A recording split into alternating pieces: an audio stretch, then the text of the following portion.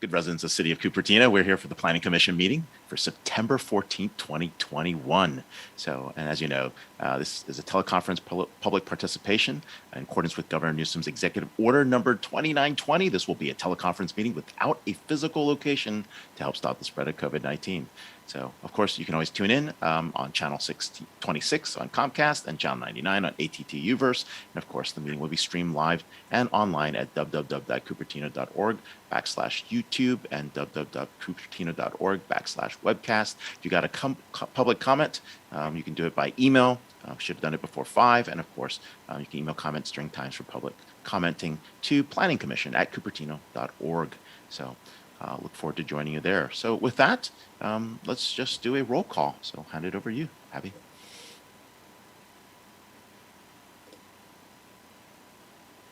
Oh, Sarah, go ahead. Yeah, sorry. That's all right. Thank you. Commissioner Kapil? Yes, present. Commissioner Madipatla? Yes. Commissioner Saxena? Yes. Vice Chair Sharp? Present. Chair Wong? Here. So, and yeah, we should recognize Sarah. Thank you for joining us. Your first meeting. Welcome, and we're happy to have you here on board. So, okay, cool. First item is the approval of the June 22nd, 2021 minutes. So, I think we should have a quorum to be able to approve these, right? Right. I'll make a motion to approve those minutes. I'll second. So, anybody have? Everyone has. I think everyone should have had a chance to read. Yeah, these. I mean, we've read them multiple times. Yeah, now. so if you can remind me who was present that day. Let me pull it up real quick. So, who was present that day? Roll call was myself. You were absent, and Commissioner Madipatla was absent as well. So it's Kapil, Sharf, and Wong. So these are the only 3 people who can vote to approve the minutes. And if you need some time to read the minutes, let me know. I'm ready to go. I'm ready. Sarah, why don't you conduct the roll call? Oh, sorry. I'm there. I'm just it's okay. I go go. missing for 2 weeks and 2 meetings. You're good to go. All yours, Sarah. Thank you. Commissioner Kapil? Yes, I approve. Commissioner Madipatla? Abstain. Commissioner Saxena? Same. Vice Chair Sharp?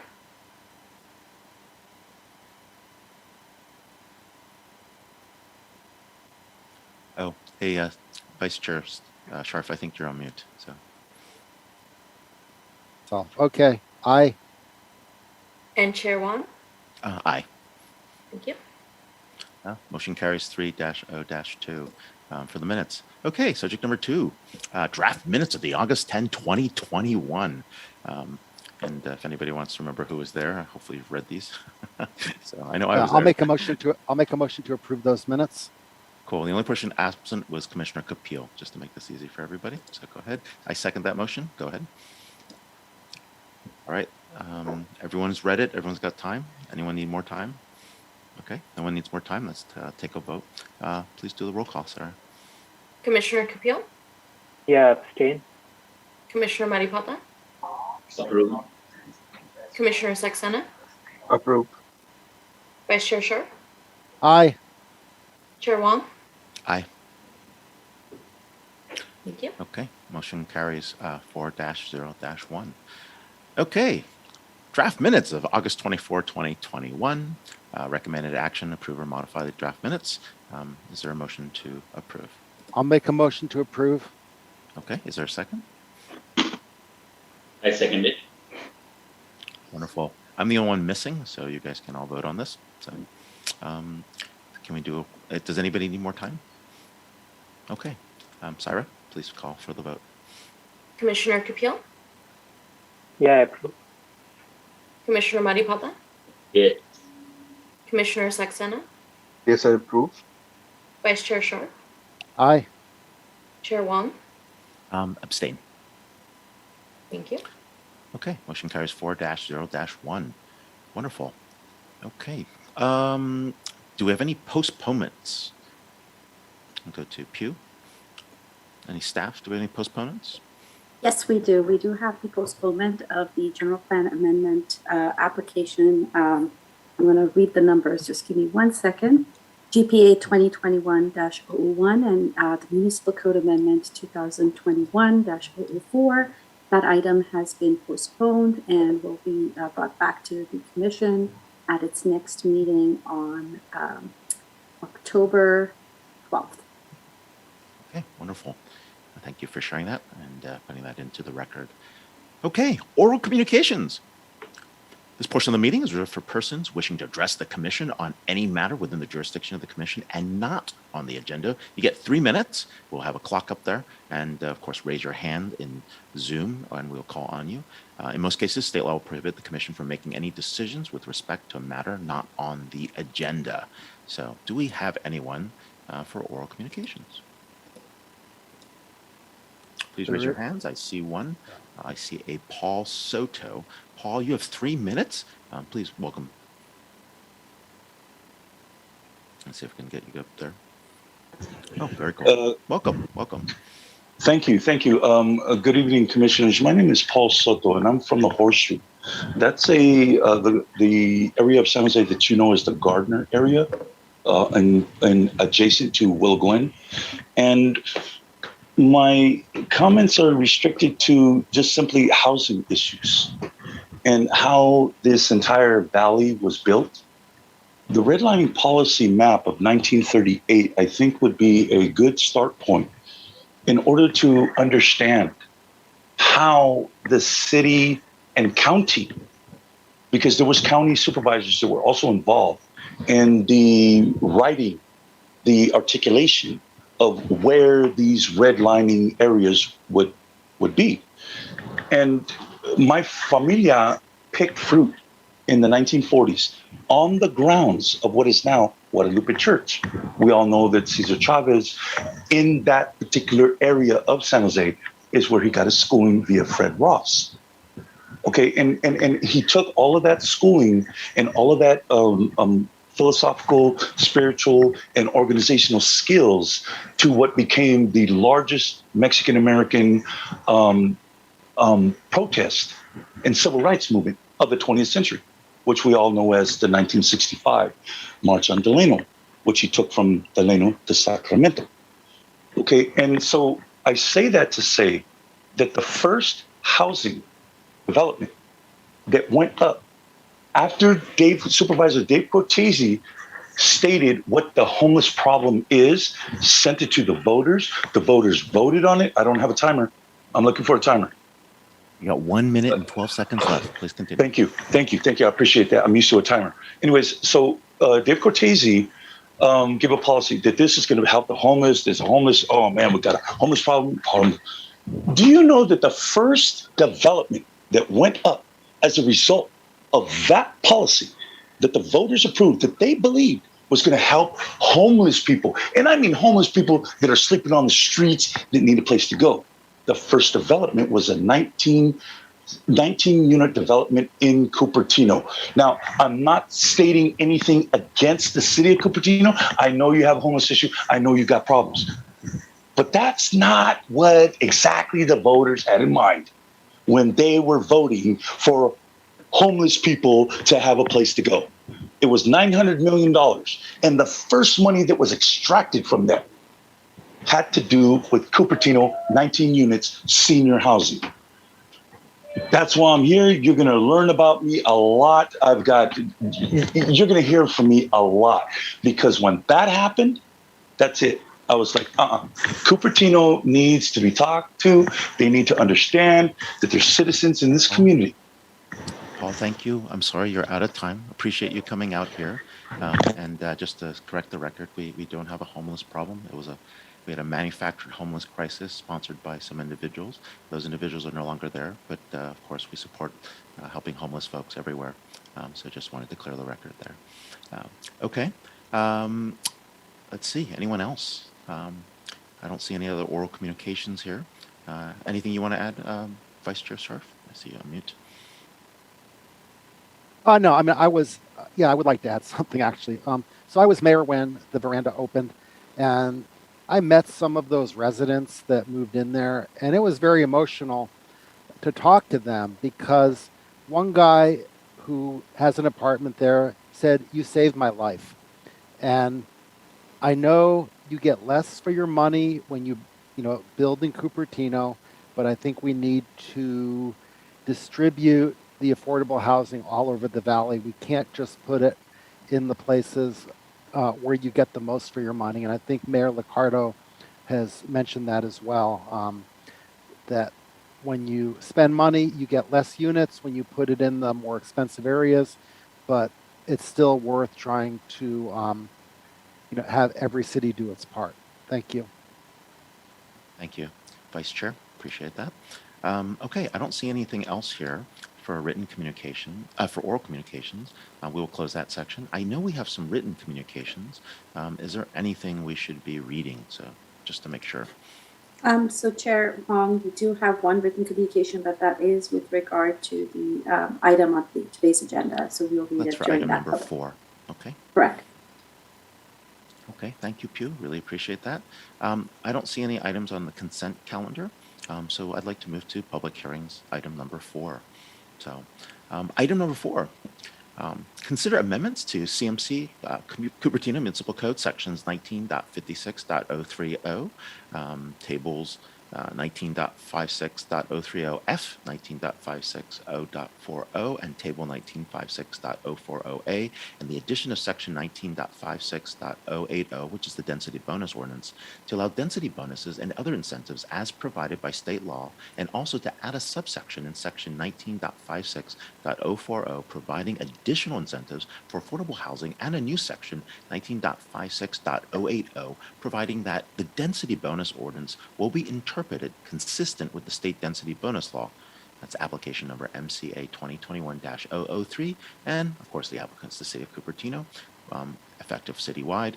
The recommended action is that the Planning Commission adopt the draft resolution, which is attachment 1, recommending that the City Council, 1, find the actions exempt from CEQA, and 2, adopt amendments to the CMC Code, sections 19.560030, 19.56030F, and table .19.56040A, to allow for density bonuses and other incentives as provided by state law, and to add a new section 19.56.080, providing that the density bonus ordinance will be interpreted consistent with state density bonus law. Note that the language providing additional incentives is not being proposed at this time. Let's go to the staff report. Pew, all yours. First of all, but just what has changed since the last time we voted on this? And you, okay. I'm happy to share that, and I'm having trouble with sharing today for some reason. The only thing that has changed in the draft ordinance that the commission reviewed last time is that we took out the additional incentives that were proposed as a subsection in section 19.56.040. There was a subsection D that was proposed with some additional incentives that was codifying certain general plan amendment, general plan incentives and requirements that were built in already into city's policy. But that section, the commission was uncomfortable with having that section, so we removed that section from the proposed draft ordinance. And if the commission pleases, I do have a longer presentation to go through, but it's pretty much everything that the commission saw last time, but I'm happy to go over it. Yeah, let's do that. I think a refresher would be useful. It's been a couple weeks, so. Can you see my screen as a We do. We PowerPoint? see it as a full screen view. We don't see the Perfect, outline thank view. you. Perfect. And I failed to update the date, but that's on me. So we are basically looking at the very similar amendments to what we had looked at the last meeting, which is amendments to the density bonus ordinance, where we update table 19.56.030, update a reference correction in section 19.56.030F, updates to 19.56.040, particularly to the table 040A, and add a new section 19.56.080, and I'll go over what each of those changes are in just a minute. The purpose of this update is to achieve compliance with AB 2345. Just as background, the City Council adopted their work program for the fiscal year 2020-2021, which was to look at affordable housing strategies, including updates to the city's density bonus ordinance.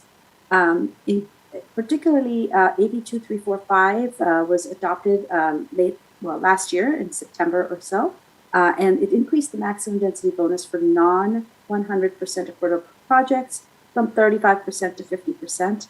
In exchange for a mere 4 to 5% increase in affordability. However, it had a provision which provided any city that could adopt its own housing program or ordinance or both to incentivize development of affordable housing by allowing bonuses that exceed 35% as long as that was adopted before the end of the year 2020. The City Council adopted an ordinance on May 4th, 2021, which basically codified the program that it had adopted in December 2020.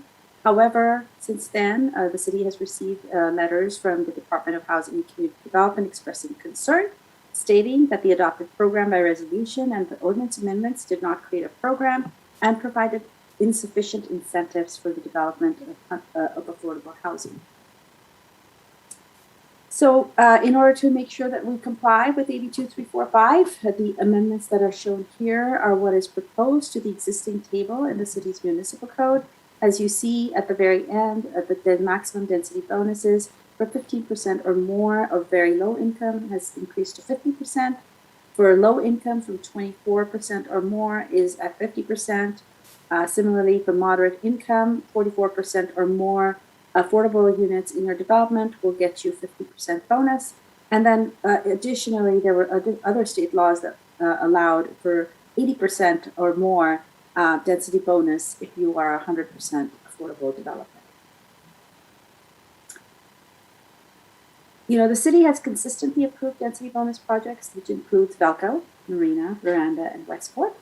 The city continues to offer a host of incentives to incentivize affordable housing within other parts of its municipal code, including flexible zoning standards in the Planned Development Zoning District Ordinance, BMR housing program, and through its associated administrative and other manuals.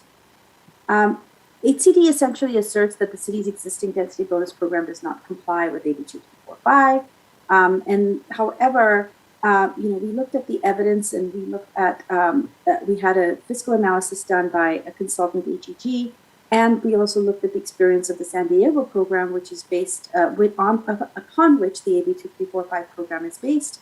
But developers are most likely to use the program by providing very low income housing in their developments to achieve that maximum 50% bonus. Therefore, and we looked at the analysis for projects with very low income housing. AB 2345's maximum bonus of 50% for 15% very low is not very different from the city's current ordinance as it stands, which requires 17% VLI units for the 50% density bonus in terms of profitability. With regard to incentives and concessions, AB 2345 also made certain amendments, and these changes on this table reflects those changes. So essentially, if your low income units was 17% in a development, then you get more. You get two incentives or concessions, and if your percentage of affordable units is 24% or greater, you would get 3 incentives or concessions. And then if you are 100% affordable development, you would get 4 concessions. And those are all built into state law. I just wanted to remind the commission that we had proposed additional incentives, which are not proposed at this time.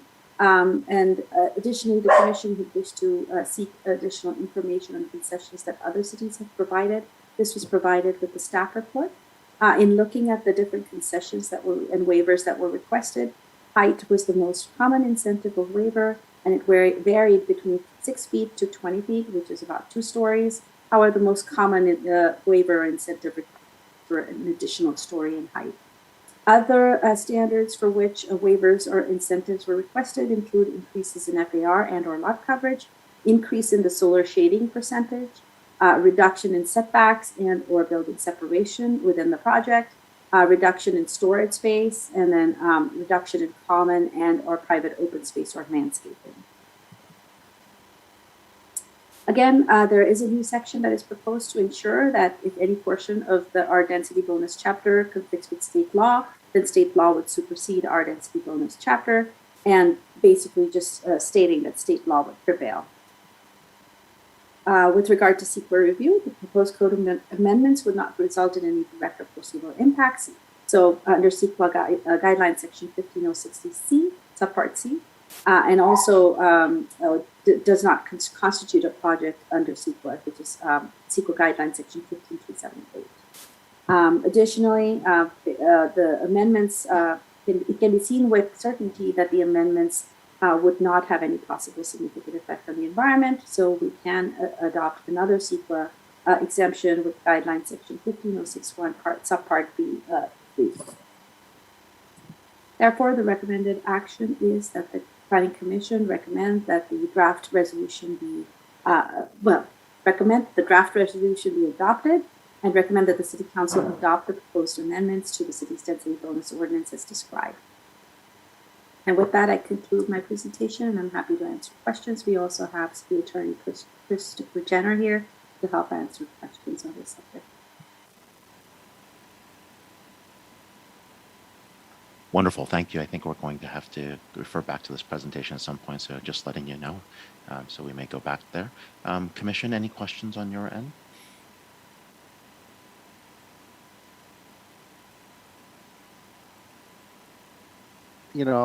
We discussed this at length earlier. I don't see that much has really changed here.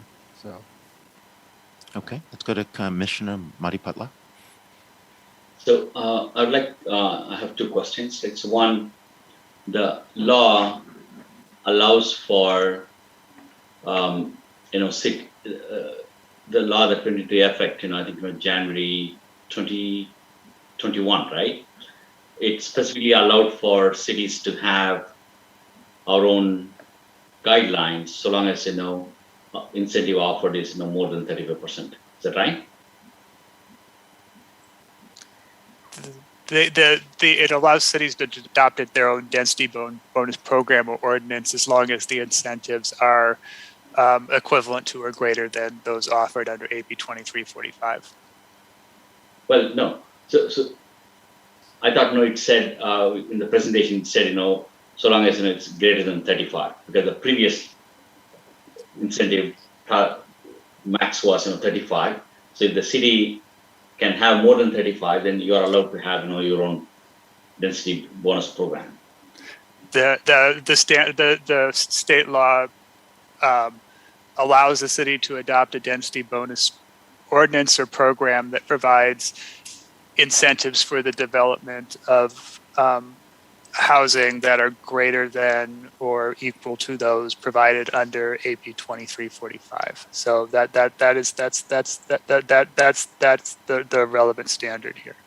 Okay. So can I ask the presentation, because I read I think slide 2 or 3 that said so long as you have greater than 35%. Can we put the presentation back on? I think that's what you're asking for. Yeah. Okay, let's do that.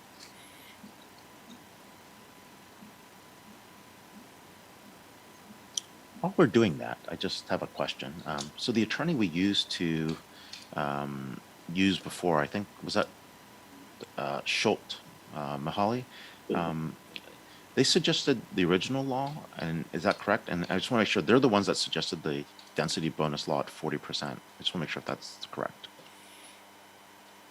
So, so I obviously wasn't employed by the city at the time, but yeah, Shoot Mahali was advising the city at the time that the original legislation was passed. Yeah. That's my. So look at that, provided a city could adopt its own housing program, or ordinance, or both, to incentivize development of affordable housing, following bonus that exceed 35%. So my understanding is, we did that, right? In December 2020. So if I may, we did that, and the standard is not just that additional bonuses be allowed, but that there would be additional incentives in addition to that. That is their argument. Again, this is in response to the advice that we're getting from ECD, and so therefore we are recommending that we make these amendments to comply with AB 245. Okay. And my second question was, the net of it is we are increasing the incentive and reducing the affordable housing percentage. Is that right? Correct. Okay. So seems like, it's anti-affordable housing bill. I think there is another school of thought that believes that if there is more housing, it will all be affordable and not just the affordable portions. But I'm not stating that. I am just telling you that there is a different school of thought out there. Okay. So it sounds like we got bad advice from our previous attorneys who thought that increasing to 17% affordable for a 50% density bonus would be sufficient to be considered a incentive when it really was not. So I am just going by, the language in the statute, and what I think the most likely way a court is to read that language, just given what it says, and given HCD's position, and given the general disposition to these kind of cases. And so I think, to me, it is not at all clear, and I think it's pretty opposite is clear that a 35% bonus would meet the requirements of the statute. Sorry, I messed that up a little bit. The 35% bonus, I don't think it would meet the requirements of the statute. Right. So but let's start with sorry about that. What if we were to take this to the exact letter of the law that HCD believes is legal? What would that look like? Is that what we're achieving here today, or are we doing a little bit more than that? The amendments that planning has introduced would exactly mirror the numerical requirements that are in AB 2345. And if we took sorry to continue this line of inquiry, if we were to take this continued AB 2345 approach, the de facto impact is we're basically discriminating against families with children because of the size of these units. Is that true? I mean, we're going to have these super small units for concessions, and all you're going to get are these little boxes that are like, no offense to people in Asia, but they're like Asian business hotels, which are a little bed in a hole, and it's like, good luck, we'll fit you in here if you can. And we call that affordable housing for individuals. We couldn't even fit families in there. Is that would that be the impact potentially? There's nothing in AB 2345 that speaks to or changes the types of incentives and concessions that might be available to a developer. Those obviously vary from project to project, and there are ways of regulating them, but there are obviously that concession has been used in the past in Cupertino. And so it's not impossible, but I would say there are a variety of projects and the concessions vary quite widely. And I think the chart that Pew provided showed that the most common waivers, incentives, concessions taken are increases in height or decreases in setbacks. I understand that, but can we put some prohibitions on concessions when we're in this situation? For example, not have the same number of bedrooms, not have the same square footage as market rate units. That would be something we'd prohibit. Not have the same, finishes, right? These are things that would not be given as concessions if you're going to do this, so that we actually have, equality in the housing here. Yeah, so I'll answer that question, but caution that at some point this is not agendized, but I'm comfortable answering that question. So I would definitely steer away from anything that prohibits the use of certain concessions. Under state law, there are ways you can regulate the use of concessions. That's the word I would prefer. If we're going to have that discussion, through different policies and stuff that regulate the use of concessions. Prohibiting, I think, is difficult. So, Chris, oh, sorry. Go ahead, Vice Chair. So it seems to me like AB 2345, those percentages at the different density bonus levels, those could just be considered maximums. We're not allowed to say, hey, the state law says 15%, but we want 17%. That's not our prerogative to do it. It sounds like from the warnings we got from HCD. Is that true? Yeah. So the argument, which I think is consistent with HCD's argument and is consistent with the statutory language, is if you were to if an applicant were to come in with 15% very low income units, and they wanted a 50% density bonus, they would say that they're entitled to that under state law. And if we added an additional requirement to say that if you want to exercise this density bonus, you have to have 17%, then the applicant would argue that that's inconsistent with state law, because once they get the 15%, they're entitled to a 15% bonus. There are ways, which we discussed in our last meeting, where if the city is looking to increase the level of affordability in projects, that can be done in a way that is not tied to the award of a density bonus. And those strategies, they need to be looked at carefully, but there's a pathway to having a strategy to increase affordability that way that is consistent with state law and consistent with the rights of project applicants. Right. So does the city's inclusionary housing requirement, right now we're at 15%, which would be the same as what you get with the 50% density bonus. I mean, if we increased it to 20%, would that take precedence over AB 2345? Or would they say, no, AB 2345 lets us go down to 15 and you can't have an ordinance in your city that says 20% inclusionary? No, so they would. So if the city adopted a higher inclusionary requirement that was supported by a feasibility study, at 20% or some higher number, but 20% is probably close to the highest number you see. But no, the applicant would have to comply with both the density bonus law and the city's inclusionary requirements. It could count the same units towards both requirements. Right. But I know other cities do have 20%. We have 20% for sale and 15 for rentals, and some other cities do have 20% for rentals. But yeah, as you said, that goes beyond the scope of this agenda item. So I won't say more there. Thank you.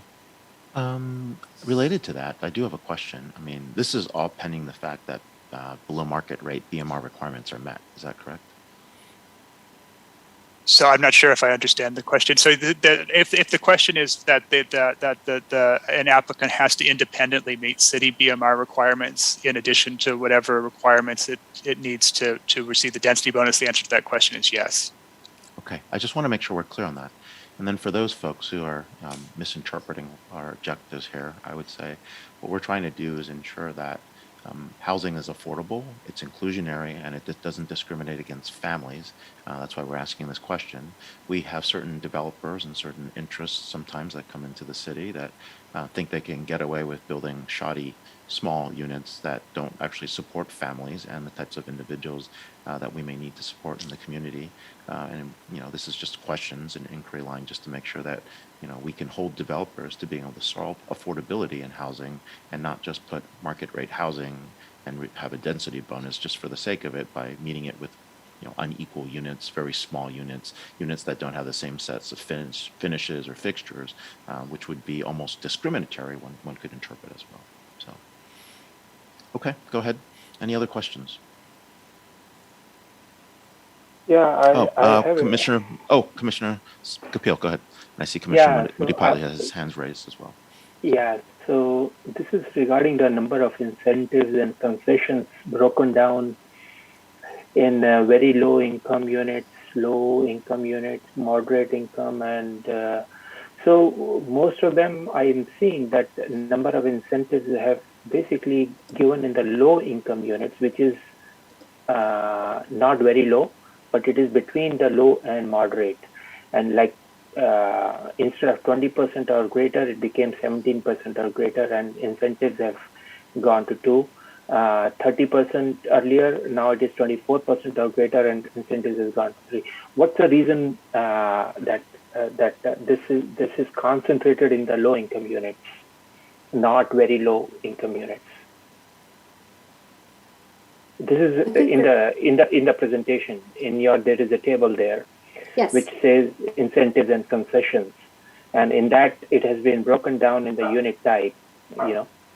So I'm just trying to understand that why those concessions are concentrated into the low income units only, not very low income. Yeah.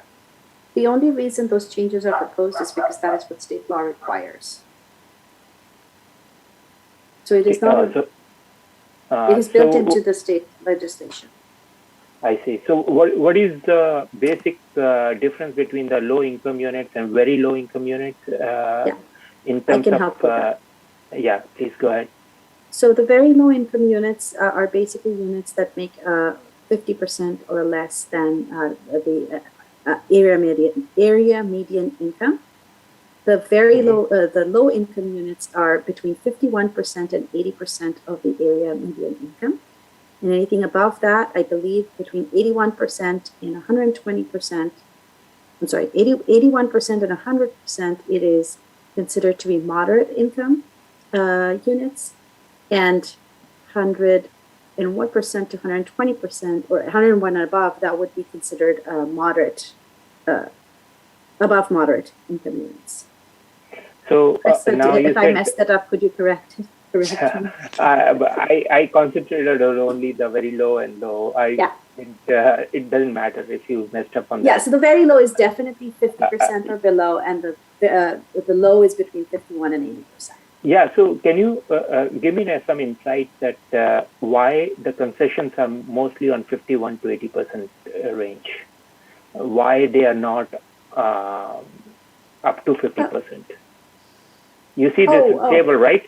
In this table, it is saying the concession incentives have gone from for the developer from 20% to 17%, and to 30 to 24% for low income category. So I believe this is where. So if you look at the other table, when you compare it to the other table, the max percentage went from you had to originally provide at least 20% in order to be at a certain level. And so when those levels dropped with the changes that they made to the density bonus that you get, they basically tried to amend it to align it and make it adjusted to whatever the changes they made to the density bonus table. So actually a related question that's making me think about the BMR manual here. Is there anywhere in the BMR manual, like, written this way? This is So- not a part of our BMR program. This is part of the density bonus ordinance. It's a different program. I mean, I believe the BMR manual has, is their treatment of very low income and low income units is consistent with the treatment, this treatment in state law. But as Pew said, it's a different program. It is a different program, but one could argue that as a first principle, one, you have to qualify for BMR before you can actually get to the density bonus. But isn't that the first principle here? That's correct. And so my understanding is that the BMR program manual would be used to identify, select, qualify residents for very low income or low income units based on the standards in the manual. Correct. And if the standards in the manual state something else, right, we have a conflict. That's why I'm just wanting to double check, because I don't see it listed this way in the BMR manual. But that's all. And I think there was a resolution 15-037 that we probably should look at as well. But Yeah, we did, and those, they align. There's nothing different between the two. This is what the state law requires, and our BMR program is a local program, so we're okay with, as long as we have a feasibility study, the way that our BMR program is set up is perfectly fine at this point. So so just to clarify, I didn't understand the explanation why it is so concentrated in the low income, but just to get a clarity a little bit more, that what you're saying is that it is just based on the statistics of the other table. When they adjusted it, it simply trickled down to this table from low income units from 20 to 17% and 30 to 24% somehow. It's just the math. Is that what he's saying? There is no semantics behind it. Let me share my screen. Yeah. So if you look at this, the maximum, the maximum that you have to provide in order to get the maximum density bonus in low income is 24%. So that's why that 30% was reduced down to 24. I see. And the 17% was just some arbitrary number that they picked in between because they wanted to just adjust that to make sure that it leveled out. Hey, Pew, can you do me a favor and show us where this is in the BMR manual? This doesn't have to be in the BMR manual, Chair Wong, because this does not apply to the BMR program. Okay. All we say in our BMR manual is that if you have a rental project, you have to provide 15% of the units to be at the very low and the low income levels at a certain percentage of each. And 20, if you're a for sale project, you have to provide 20% of those units at a moderate or a median income level. So that's our BMR program, and that's it. This is a separate program that's set up by the state. So this does not have to be reflected in our BMR program. But back to the original question, we have to conform with the BMR requirements first before we can have density bonus. Is that correct? You can double dip. So for example, if somebody came in with a 100-unit project and our requirement is 15% for our BMR program, then they can utilize that 15% towards, or some portion of that 15%, depending on what the income levels that's provided at, towards their density bonus units, and therefore get a density bonus. Where does it say we can double dip? I think I'll let Chris answer that question. Yeah, it's I'm just curious. I mean, so the state the state density bonus law provides that the same units may be used to qualify for any local affordable housing requirement in addition to qualifying for a density bonus. Okay, good to know. Interesting. So it's kind of strange that the 17% is chosen as a random number between that. How can it be random? It has a significant impact, right? I mean, is that the explanation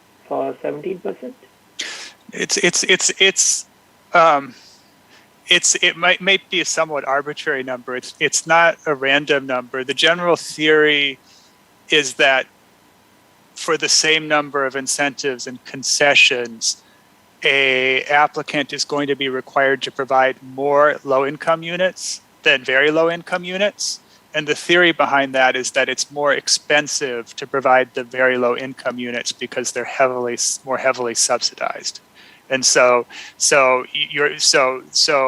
the theory behind the law is that you provide more incentive per unit, and that's true both in terms of the density bonus and the incentives and concessions, to encourage the development of very low-income units than low-income units, because it's more expensive for the applicant to subsidize and provide the very low-income units at lower rents. So I don't know if that helps at all.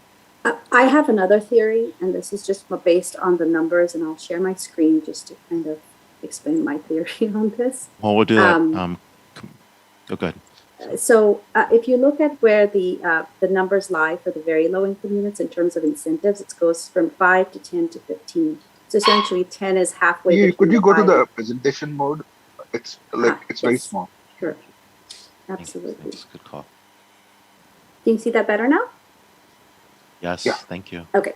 So if you look at the way the progression works for the very low income units, it goes from 5 to 10 to 15. And so 10 is basically halfway between the 5 and the 15.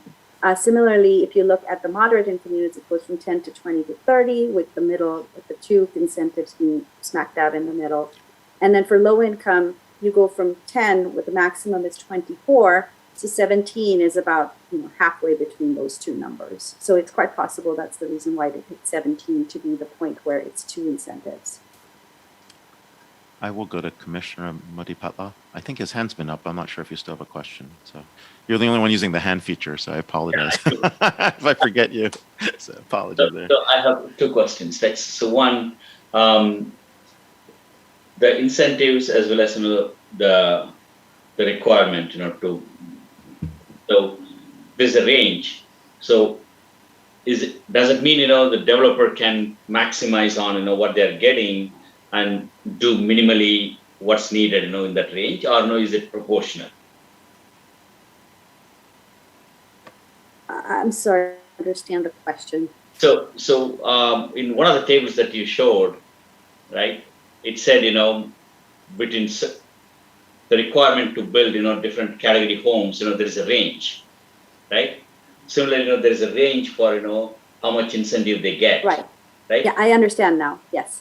So the range is based on a certain set percentage. So it is in the ordinance. Basically, it is my understanding that at the very low income levels, it beyond 10%. Let me just verify this. Beyond 10%, it is my understanding that not beyond 10%. Let me look this up really quick.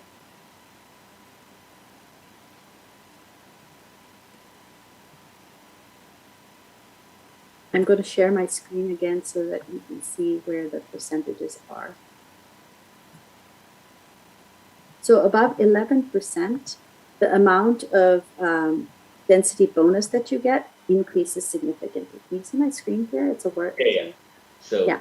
So if you look at it, there are some footnotes in the table. So between 6 and 11%, it's 1% increase for every over 5%. So your base is 5%, and then up to 11%, you get a density bonus, which increases by 2.5%. Right. So right. if you stay with that, it says 6% to 11% range, and the bonus that you get is 22.5 to 35, right? So correct. So as a developer, can I come in and say I'll give you 7%, but I want 35%? No, you don't. No, it's a set percentage. It's a formula. Okay.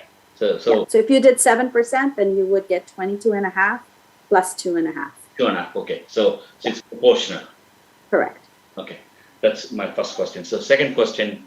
So if there is absolutely no wiggle room whatsoever to the law, because it looks like we are being forced to scale down our affordable housing requirements for these density bonuses. So what's the point of having all this conversation if there is absolutely no no wiggle room. So why are we wasting people's time? Welcome Well, to a state law planned. requires us to have a public meeting in order to amend ordinances, and we Okay. need to amend our ordinance. So this is the opportunity to allow the public and the commission to debate about this and come to some recommendation. It's like a free and fair democratic election in the Soviet Union, Muni. So enjoy. On a more interesting question, I think there's some other state laws that are coming in, and maybe Pew or Chris, you can help me with this. How does AB 1174 actually impact this?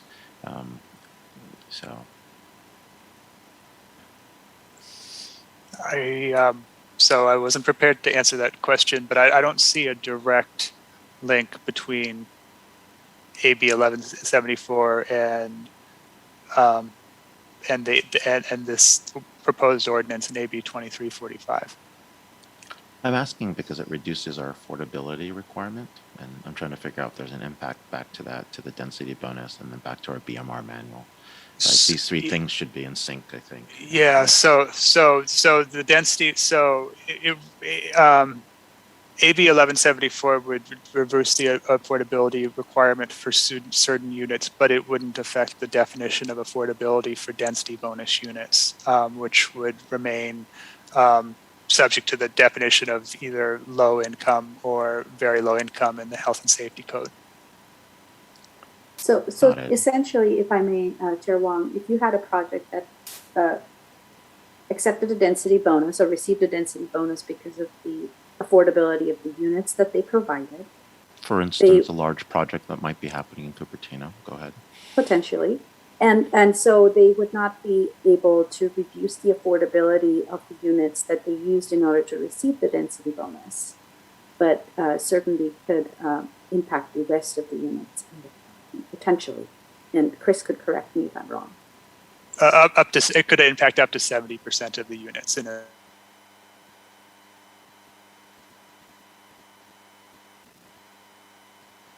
It is 70%. Okay. Interesting.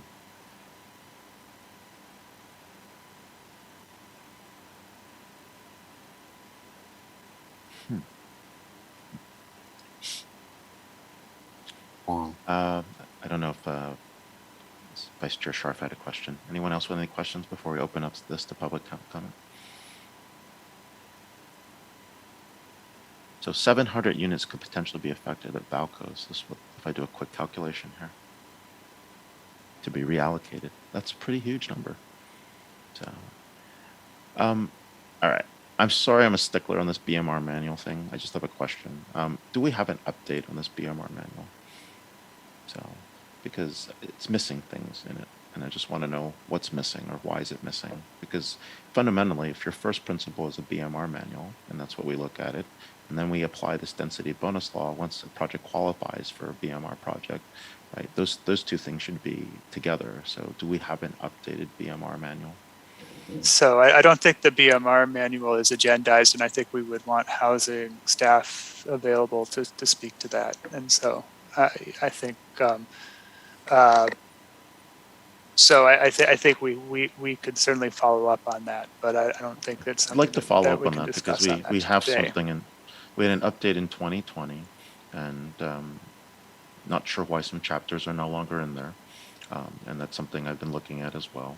And you know, I mean, I want to know if my project qualifies in the BMR manual, so then you can apply this density bonus law on top of it, and then you can tell me there's an impact on, you know, the next set of interesting laws coming from our state. That's all. They're in sequence. I know it's not agendized, but if 1174 comes into place, you know, I mean, it's not every day you get to, you know, ask your legislator to change your laws for you if you're facing difficult situations. So, you know, we got to be prepared for that too. So, okay. All right, let's turn these questions over to the public. See if the public has any questions to add, so, or any comments from the public. So let me do that. All right. Sarah, do you have any questions from the public? Any comments? Anything people want to add? I do have one written communication that was received before 5 o'clock today. Should I read that out to the commission? Yeah, let's do that. We get a little time. I think it's could be useful. Could we start? So this is from Jennifer Griffin. Says, Dear Planning Commission, she is sending in her comments regarding the density bonus ordinance changes. She says, I am very concerned about AB 2345 and its effect on building in Cupertino. This bill was passed without much ability from the public to comment on it. It suffers from many of the issues that the other housing bills do, and that the target of the bill is also to take away local control from cities, the public, and counties. There are already some very serious issues with HCD and RENA and MTC and ABAG. They do not seem to be operating in an arena of reality and are throwing unachievable and erroneous housing numbers at Cupertino and other cities across the state as they try to enact the much flawed Plan Bay Area 2050 upon the public and the cities of California. Again, the public was never asked their opinion of Plan Bay Area, yet Plan Bay Area was implemented by ABAG and MTC and HCD, excuse me, when they came up with their outrageous RENA numbers for the cities across the state. Again, Cupertino and other cities are left picking up the pieces from these disastrous housing bills, as evidenced this time by AB 2345. It is poorly written and is meant to enable developers to just build high-density housing without any regard to affordability or environmental constraints. Like SB 9 and SB 10, AB 2345 is a total sellout and giveaway to developers. Please proceed cautiously with any modifications to city density codes. Cupertino has to make sure this law does not take advantage of it. It sounds like our staff have some good ideas, and I am sure with our caring elected planning commissioners, we can come up with a good plan to protect Cupertino from the ravages of AB 2345. Please do not give any developer 80% or 100% density bonus increases. This is inappropriate, and it would have to be studied in more depth. The goal of laws like AB 2345 are 100% density, and that is not something that is appropriate at this time of state and the rollout of these high-density housing bills, since the public have not been allowed to voice their opinions on them or vote on them. The pattern is that Sacramento politicians just pass bills like AB 2345, SB 9, and SB 10 without the public's consent, and this type of activity has to stop immediately. In fact, so serious is this problem that it is already affecting whether the governor is recalled or not. Thank you very much. Great, thanks. We have a question and comment from Jean Bedord. Jean, welcome. Can you hear me? We can hear you. Welcome. Thank you. Good evening, Chair Wang and Commissioners. My name is Jean Bedord, and I am a longtime Cupertino resident. I am here to urge you to approve the recommended action to make Cupertino compliant with AB 2345. This saga has gone on for well over 6 months, from the time that the council was warned back in December of 2020 that the ordinance would not be compliant. Your previous housing attorney failed to disclose that her client, Encinitas, had repealed a similar ordinance. HCD has stated clearly in their letters that Cupertino is not compliant. Please avoid more litigation. Planning needs to concentrate on the housing element instead of prolonging combating state law. I urge you to unanimously approve this ordinance tonight so the city can move ahead on more important projects. Thank you. Thank you, Jean. Thanks for your comments. I just want to confirm once again that this was our previous legal team, Schultz Mahali, that suggested these changes. Is that correct, City Attorney? So I mean, I think what I can say is that that these changes were adopted before I became the city attorney, and so the opinion that you're receiving today was developed by me after I was appointed to this office. No, we appreciate your efforts in helping us set this up and set this straight, and also correcting the public record here as well. So thank you. Okay. Any other comments from the public? I guess we have to find more controversial issues to get people to attend our meetings, but anyways, we won't clickbait them in. All right, well, with that, I'm closing oral comments. Let's go back to the commission and see if there's any ideas from anyone else here. So, Okay, back to the commission. Any exciting suggestions, comments? Anyone want to make a motion? I'm just curious how they did it in Soviet Union, like when they had to give the incentives. How did they do it in the Soviet Union? That's not on the agenda. That's not on the agenda. We can't take that in. We'll put it in a couple months from now. I'll make a motion, and then we can have more discussion if necessary. So I'll move that we adopt amendments to the Cupertino Municipal Code, sections 19.56.030, table 19.56030, 19.56030F, and table 19.56.04A to allow for density bonuses and other incentives as provided by state law, and to add a new section 19.56080, providing that the density bonus ordinance will be interpreted consistent with state density bonus law, and that we find these actions exempt from CEQA. Thank you. I hope I did that correctly. It looks like Commissioner Saxena will second that. Okay. All right, let's discuss. So. Okay. I'll raise my hand. Oh, go ahead. Vice Chair, please go ahead. It's not really a discussion. It's a comment. It seems like if we had proper legal advice, we might have had a chance to come up with our own alternative to the state law that did provide the incentives that HCD expects, even though they don't really say what those expectations are. I presume it would be some kind of funding mechanism. I don't know what they are, but it seems like once again we missed the deadline, either because of poor legal advice or for other reasons. And this just happens far too often. And I just hope that with our new city attorney, and we won't make these kind of mistakes in the future. Thank you. Thank you, Vice Chair. Commissioner Matipatla, sorry.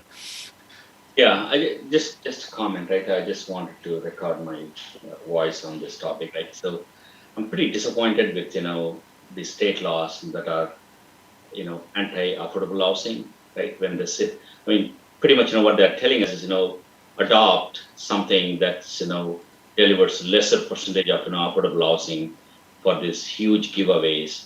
To me, that just doesn't sound right. Right. So I think, cities should be allowed to tailor programs, to their needs. Right. So, and second, to your comment, Chair Wong, where, the developers can get away with, providing small box type houses as affordable houses and, build McMansions, to sell, at market rate. That's just, discriminating. Right. For me, these two are kind of, not sitting well with me. So I'm very disappointed with these kind of laws, and that, I don't see, how in good conscience I can support them.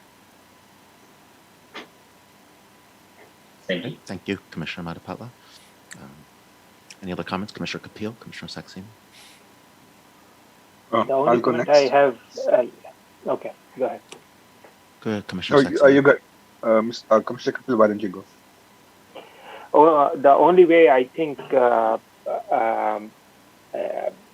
you can put your comments logically against, of course, I am not very impressed by this law per se, that how they are giving so much incentive to the developers.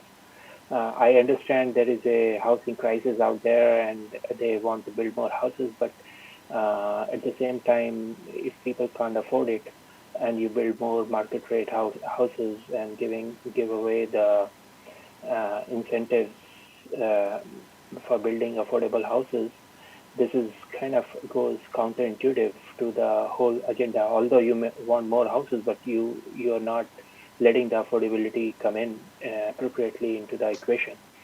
But other thing is that this has to line up with the BMR guidelines, right? So it might be a good idea to lay it out side by side with the BMR guidelines and see that how does it line up with the BMR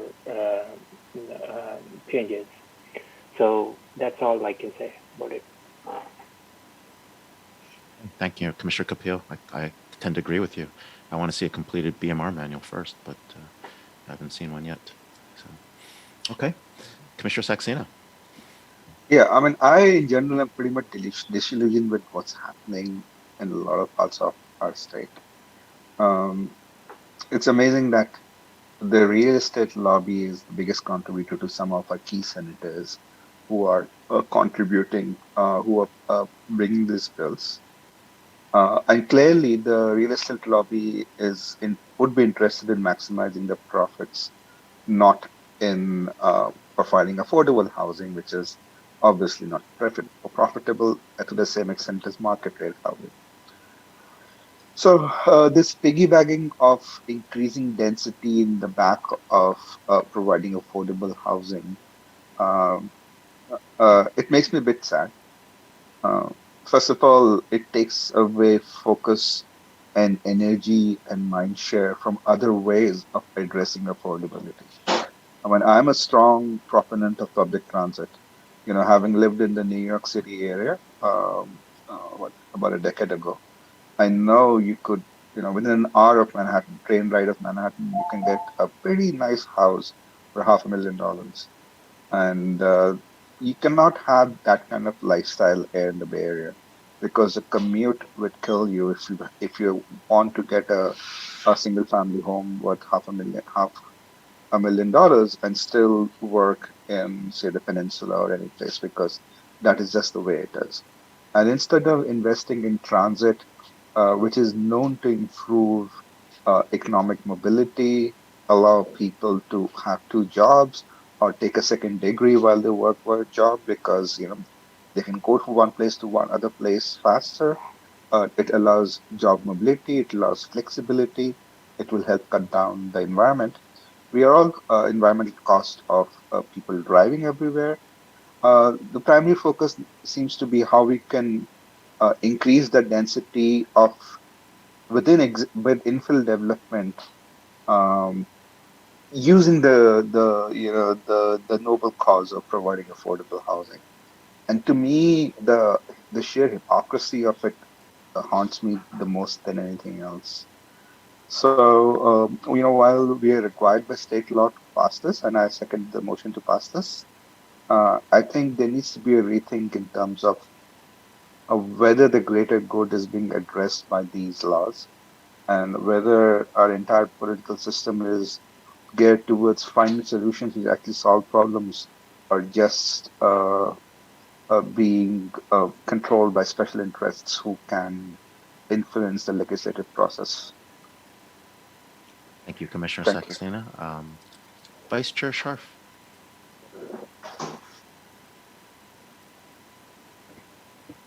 Can we unmute? No, I don't have anything else. Sorry. I forgot to sorry. lower Okay. my hand. Oh, no problem. Okay, sounds good. I think my comments are similar in line with many of you.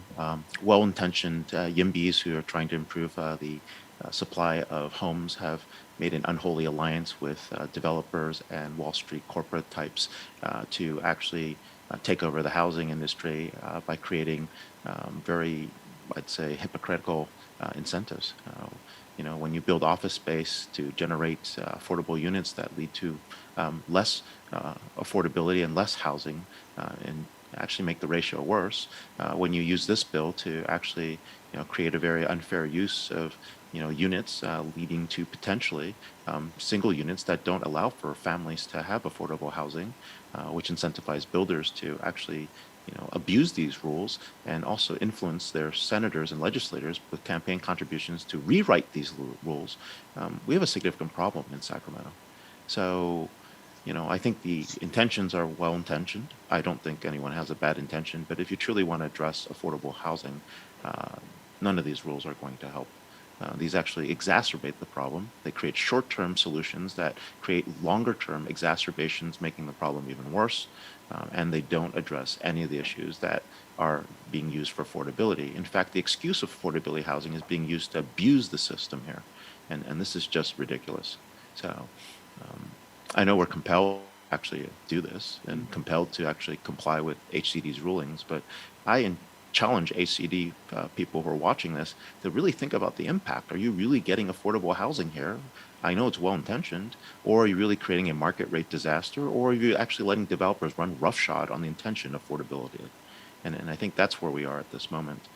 In good conscience, none of us can really pass this, right? But other than the fact that we're being forced to this by a law without proper policy analysis, without proper input from the public, this is what you get with a series of really bad policies. Commissioner Saxena, what do you have to say? I will actually, I really you use the word Yimby. I generally don't like to typecast, but because that's a fairly well understood word, I will use it. And I will sort of call them people who want to develop more housing. I think I can completely empathize with their needs. I was having a conversation with one young man, young person in his 20s, who went to UC Berkeley, had a job which paid between 50 to 100,000. He said, "There's no way I can afford housing here." And his point was that how can I go to the best school in the world, which UC Berkeley just came out as, and get a good job and still not be able to afford it? And that's a question which everybody needs to answer. That how are you going to? I'm pretty sure that person, a UC Berkeley graduate, having a good salary, is not interested in staying in that. May not even be eligible for the beamer. I'm sure he expects a slightly higher standard of living than living in a box like home. Maybe while they're single they can, but not once they have a family. If we had transit, if we had the ability to reach a place of work within an hour of a comfortable train ride, he wouldn't have to have those struggles. They won't have to have those things. And that's where the energy should go to, instead of just trying to create more and more market rate housing and increasing the density in areas which, like Cupertino, doesn't get any form of mass public transit beyond, which is actually used by office goers or workers. Most of it, we do get BTA that's primarily used by De Anza College and other students, which is great. But for the general office going public, the VTA doesn't seem to fit the bill. We have seen that, and the occupancy number or any surveys tell us there. So for a city like Cupertino, which is surrounded by one of the most crowded freeways, it doesn't get any public transit. Why does it make sense to prop more and more housing at market rate here? What problem are we fixing? Wouldn't the same energy and money be better off we actually extend BART around the bay, where a person can live in East Bay and come back to work in the Mountain View area off the peninsula in an hour, and go back to a single family home where they can raise a family and be comfortable and enjoy a quality of life without belching out CO2 from the tailpipes as they're stuck in traffic. It's food for thought for all those people who are listening. Yeah, no, it's been shown people want single-family housing. They don't be cramped into condos, especially when they do have families. And I think the pandemic has shown that density as a business model no longer applies. Commissioner Scharf, please go ahead, and I have an amendment proposal to make as well. Okay, yeah, thank you, Commissioner Saxena. Unfortunately, we can't solve the world's problems here at our Planning Commission, but I did want to share, I did talk recently to one of Sunnyvale's previous council members, and he said, all these laws that they're passing, yes, most of them are bad laws. They will not fix the affordable housing crisis, which is what we really need to address. But in the end, it's all going to balance out, because it may succeed in wrecking a few cities, but the bottom line is developers will build what people want, and they want single family homes, and that's what's being built out in areas like Lathrop and Tracy. And there is slow mass transit. I know people that live in Lathrop and work in Cupertino and take the ACE train, and it's slow. Or they, one of these people just bought an electric car, and the days they can't take the train, they will drive their electric car. So I think the argument about tailpipe emissions, that's slowly going away. And for a lot of people that can work from home at least part of the time, the argument against living further away is also going away, and they are willingly moving to areas where they can afford to buy houses, and you can see it in what's happening in these large apartment buildings in San Jose, where they're saying offering huge bonuses and months of free rent to get people to rent market rate units because the rents have just plummeted. So I think we may worry about all this here, but the reality is the developers are not going to end up building stuff that they can't rent. And so in the end, like my former colleague said, they may end up wrecking a few cities with these laws, but in the end, it's going to work itself out, and the market will take care of it. That's all. Thank you. Commissioner Saxena, you've the manual hand raised. Go ahead. Thank you. See, the challenge here is that in the area where we live in, there are many people who just buy homes as an investment. And I think there was a study done about how much of homes are actually occupied or unoccupied, and we had questions about that. So the argument about empty homes might forcing developers to do something different. I think it sounds good in principle that should happen, but there's so many other market dynamics at play that that I don't think that is going to happen, because in the heart of the valley there is enough pent-up demand for people to justify. And for a developer, it makes absolute sense to build a home in the heart of the valley where they can get 3x the construction cost versus Tracy or that group where they probably just have to sell it slightly above the construction cost. So their profits are enormously affected by where they build, and they see no reason, or they don't have any incentive to build there if they can build there. So they probably are going to, and I think we have enough demand to build everywhere and do it, and at the right price points. It's just that the whole idea of using the noble cause of providing housing for the homeless or the people who are not making that much of money but still serving the communities is used as an excuse to increase density. To me, that connection is the one which is the most sad, and it makes me feel worried about where our country is heading. Appreciate that. Look, as a planning commission and as a city, we have an obligation to also protect the health and safety and welfare of our citizens. I think I want to add an amendment here that would say that the density bonus ordinance would not apply to sites that are listed as hazardous sites. I think that's important, just in case we have other SB 35 bills that come in here. Is there a second for that amendment? And of course, I want to check with the city attorney if that's something we can do. I mean, I would second it depending on what the city attorney says. Well, let's ask what the city attorney is before we propose the amendment. Yeah. So there is no exception for listed sites under the state density bonus law, and there are actually very few listed sites in Cupertino. However, in the absence of a streamlining project, streamlined project like an SB 35 project, which would be covered listed sites as well. So strike that. In general listed sites. It didn't work very well, but keep going. In general, listed sites are going to have some kind of environmental review, which would address the contamination issue. But the state density bonus law does not have an exemption for listed sites, but it also doesn't. Just a density bonus project may be subject to CEQA, and in contrast to, for example, an SB 35 project. I'm unpacking what you said, trying to understand that. So we can't put a limit on that because the state law doesn't provide one. We have no authority to do so. Is that what you're saying? State law would allow. State law would not prevent the owner of a listed site from applying for a density bonus, and it limits the city's authority to restrict that applicant from receiving a density bonus.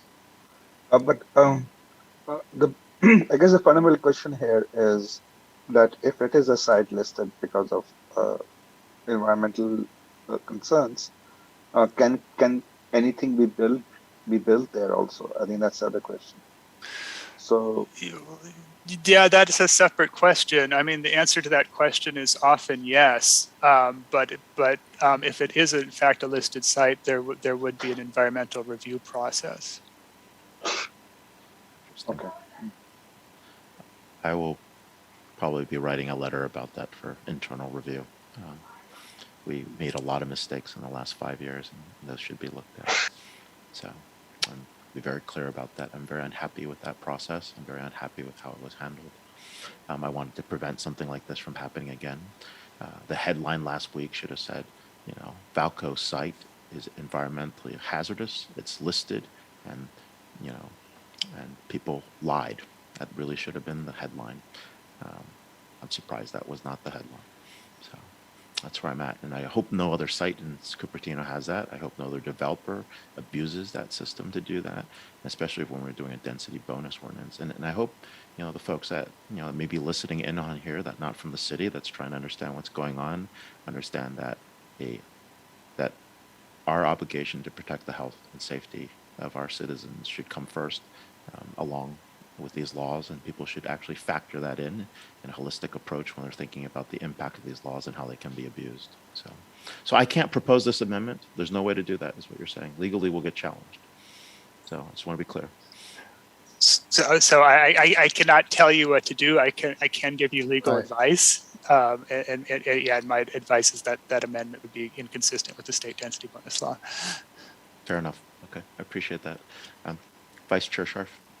So yeah, Mr. Chair, I think, you know, what we can do is put this on a future agenda item and see if we can pass our own ordinance regarding contaminated sites, and you know what our rules are in terms, you know, and that, you know, I think that's better to separate that out. Yeah, okay, I think let's all do of that us, in general, you know, and make it an objective standard as well. Okay, thank you. I agree with you. Okay, let's call for a vote if we're done with discussion. Commissioner Kapil? Aye. Commissioner Maripatla? No. Commissioner Saxena? Aye. Vice Chair Sharp? Aye. Chair Wong? No.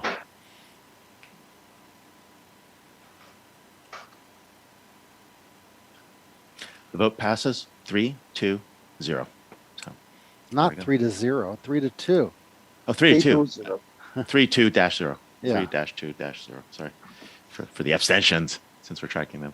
But who's paying attention to these meetings? No, I'm just kidding. I'm glad people are. Actually, I think that's important.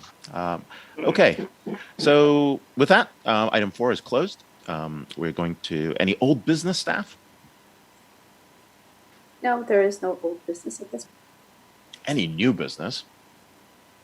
No new business, except I did want to introduce Syra Sabupian, who is replacing Beth Evan, who used to be our deputy city clerk, and Syra is our administrative assistant in the planning division, who will be assisting with the planning commission meetings and the other meetings that the commissioners attend as committees.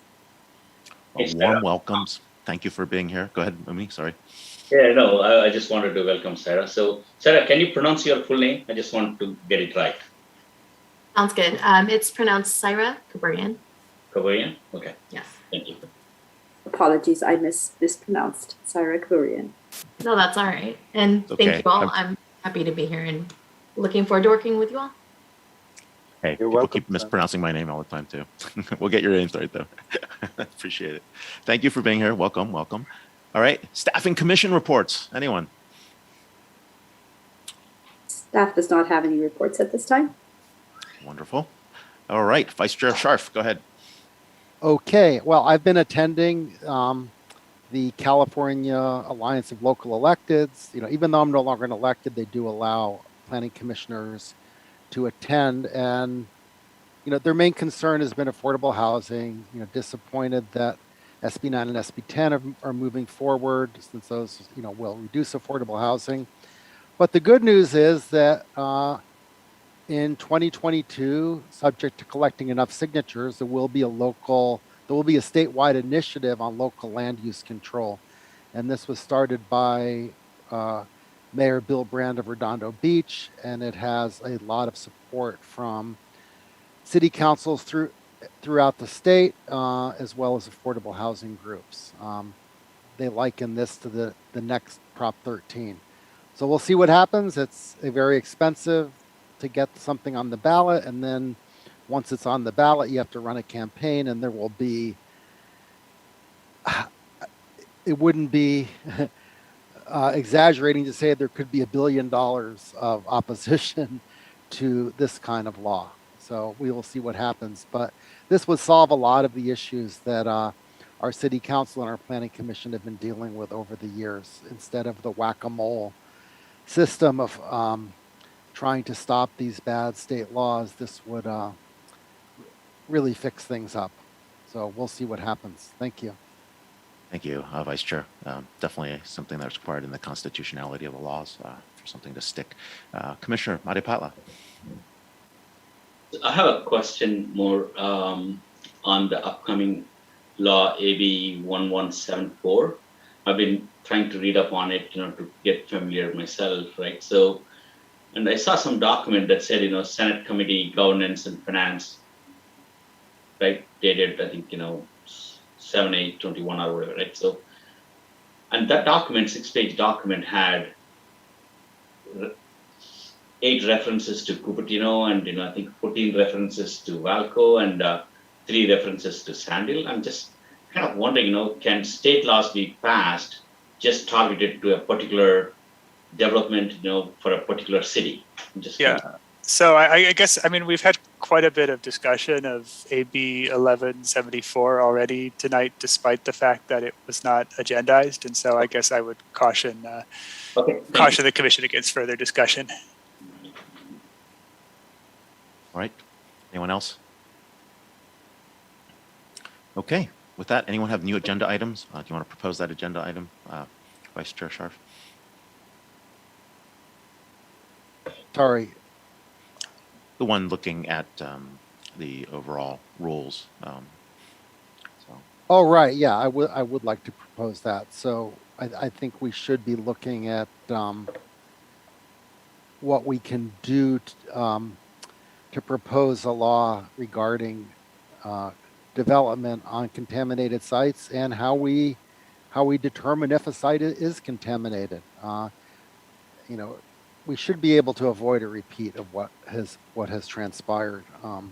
Yeah, it's just not acceptable. So I would like to propose an agenda item on that. Okay. I'd also like to propose an agenda item where we get at least quarterly updates on the Valco project. That should be regular updates. It shouldn't have been done the way that we have, where we get updates a year later. That's just not acceptable for our governance process. So I'd like to put that into the agenda as well, to be a calendarized item that we actually have. So something to talk about in our agenda meeting. And I also have a second item. Oh, sorry, I'll make sure we get Pew in there. I see a raised hand. I also have a second item that I want to ask about, which is really, I think we need to take the original timeline of how Valco transpired, so we do not make those same mistakes again. So that's just something I'd like to put in there. So, Pew, go ahead. What do you have? I just wanted to mention that we do have the municipal code amendments that was postponed from tonight's agenda. It does address Commissioner Sharp's concerns about the environmental sites that have, certain environmental contamination, etc. So that might be addressed through the municipal code amendment that is upcoming. It's up to the commission about whether it still wants to keep that item on the agenda, but I did want to give a heads up about that. Cool. And as we start looking at our housing element, we can get ahead of that. I really want to take a look at our land use designations. And that's something else I'd like to get onto the agenda as well. So we understand our land use designations, and where PD sites may make sense, where PD sites don't make sense, what sites are sitting on listed hazardous sites. That's something we should have actively been up and understood. Also understanding where deed restrictions are in play. So something that we should start taking a look at. So, okay. Any other items anybody wants to add? Otherwise, we'll call for an adjournment. Okay, seeing that there's no other items there, we are here to adjourn the September 14th meeting of the City of Cupertino Planning Commission. So thank you everyone for attending, and look forward to seeing you in 2 weeks. Thank you, folks. Bye bye.